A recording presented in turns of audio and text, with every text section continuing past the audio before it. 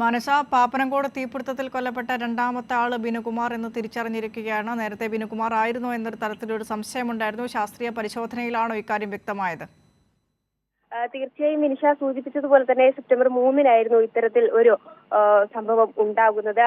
പിന്നാലെ ഈ ബിനുകുമാർ എന്ന നിഗമനത്തിൽ പോലീസ് എത്തിയിരുന്നെങ്കിലും ശാസ്ത്രീയമായ പരിശോധനയ്ക്ക് വിധേയമാക്കിയ ശേഷം മാത്രമാണ് ഇതിൽ ഒരു ഉറപ്പ് വരുത്താൻ സാധിച്ചിരുന്നുള്ളൂ. ഏതായാലും DNA ഫലം ഇന്ന് വന്നിരിക്കുകയാണ്. DNA ഫലത്തിൽ ഈ ബിനുകുമാർ തന്നെയാണ് എന്ന് സ്ഥിരീകരിച്ചിരിക്കുകയാണ്. മരിച്ച ആളുടെ രണ്ടാം ഭർത്താവാണ് ബിനുകുമാർ എന്ന് അന്ന് തന്നെ വ്യക്തമായിരുന്നു. അത് സ്ഥിരീകരിച്ചതോടുകൂടി ഇന്ന് ഈ ബിനുകുമാർ തന്നെയാണ് ഈ മരിച്ചതെന്ന വിവരത്തിലേക്ക് എത്തുകയാണ്. മാത്രമല്ല നേരത്തെയും ഇവർ തമ്മിൽ വഴക്കുകൾ ഉണ്ടാവുകയും കുടുംബ പ്രശ്നം ഉണ്ടാവുകയും നേരത്തെയും ഈ ഓഫീസിൽ വരുന്ന ഒരു സാഹചര്യവും ഒക്കെ ഉണ്ടായിരുന്നു.